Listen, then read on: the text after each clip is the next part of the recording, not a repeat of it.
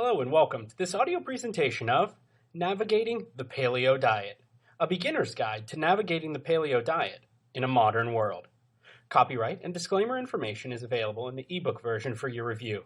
This content is laid out as follows. We'll start with an introduction, followed by 5 chapters, and then a conclusion. So with that, let's jump right into the introduction of Navigating the Paleo Diet. Introduction. Whether we like it or not, the health of our society is bad and getting worse. As technology continues to develop, convenience does as well, and ordering food is literally as simple as the clicking of a button. Long gone are the days of having to find your own food, let alone having to drive to a restaurant to get dinner.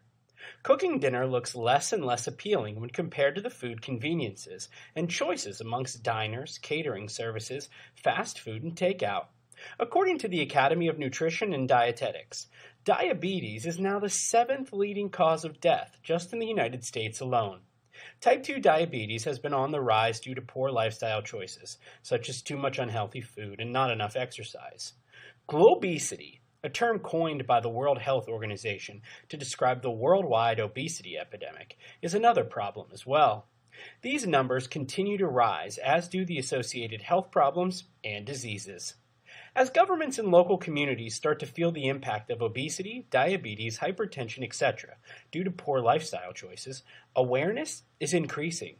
Cheap processed foods are so readily available and overwhelm the shelves in supermarkets.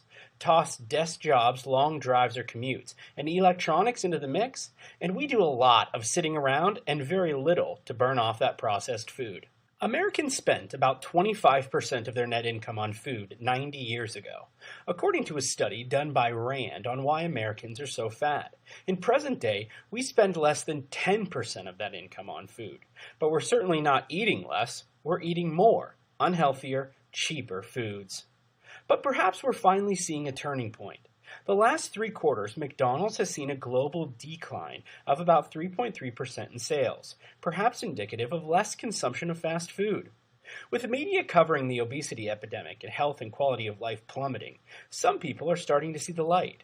Documentaries such as Fed Up are exposing food manufacturers' concerns that lie only with profits and not health, and how added sugar is in over 80% of supermarket foods. We may be a long way off from getting back to the good old days where dinner was made from whatever was in the garden and processed foods were nearly unheard of, but the best we can do is inform ourselves of why healthy choices are the best for long-term health and quality of life. As technology develops, our choices will only continue to grow. By making wise ones, we can help battle and slow this rising epidemic. So today, I want to give you a quick beginner's overview of one of the best choices you can make in regards to overall health and a natural way of eating, the paleo diet. Don't worry if you don't know what it is. Within the next few moments, you will discover why it has been one of the most talked about diets of recent time.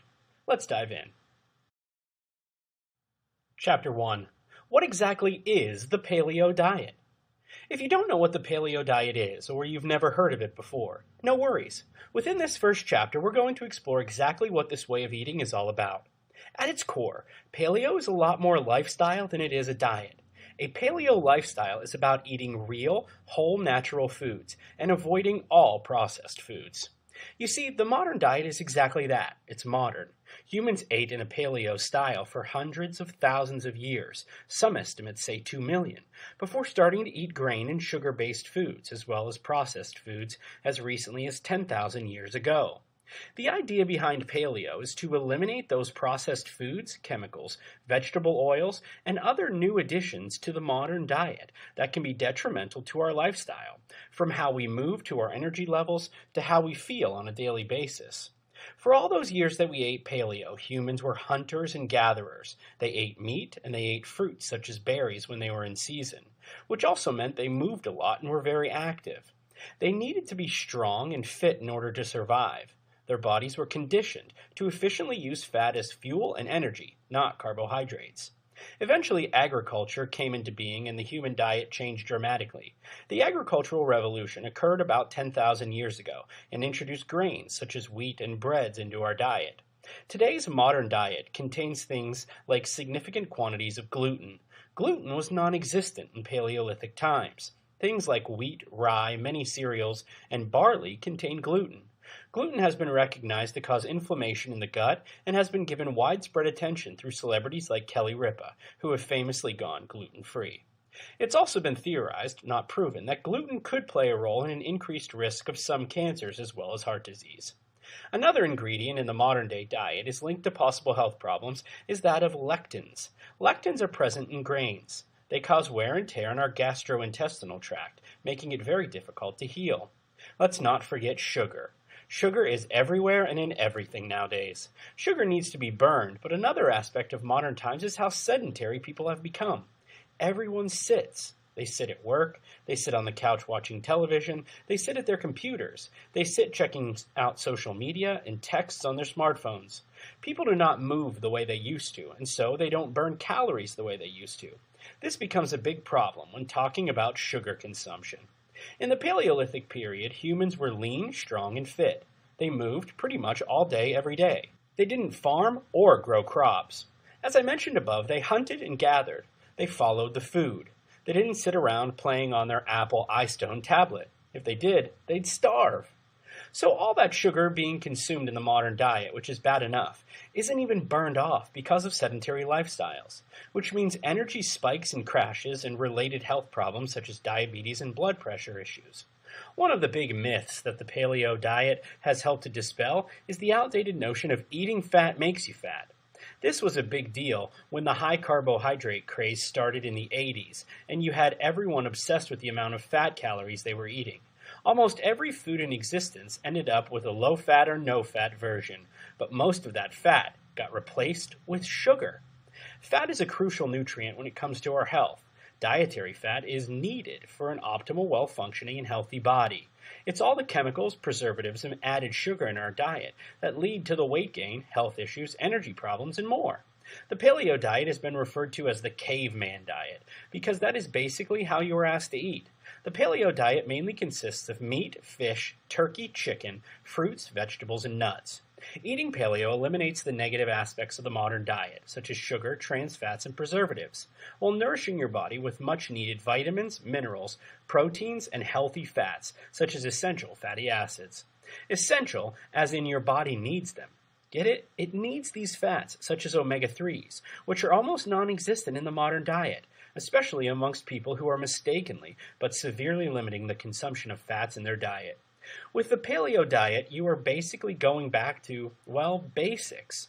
Well, that's a basic overview of what the paleo diet is. In the next part, we will look at going organic, and following that, we will look at paleo-approved foods. Chapter 2. Is organic the way to go in this modern world? Part of being an informed and conscious consumer is being aware of the foods you buy and their health benefits and drawbacks, especially if you're looking at adopting the paleo way of eating. Buzzwords float around the world of healthy eating so frequently that it's hard to keep track of what's what and why, and organic is certainly no exception. Walk into your typical everyday grocery store and chances are you'll stumble upon a few aisles labeled health food aisle or organic aisle. Sounds pretty good, right? The shelves are stocked with items labeled natural, raw, sprouted, and organic. The prices are a bit high, but hey, that's the price you pay for health, right? It's important to understand what these labels mean, and if they really even mean much at all. The term organic refers to the way in which agricultural products are grown, raised, handled, and processed. Using natural fertilizers over chemical ones and natural insecticides over synthetic ones are both ways in which food can be grown and processed to be considered organic. Meat that is considered organic comes from animals that were given organic feed and no antibiotics, growth hormones, or medications. The USDA regulates the organic industry and requires food manufacturers to meet strict government guidelines. You can learn more about organic agriculture on the USDA website.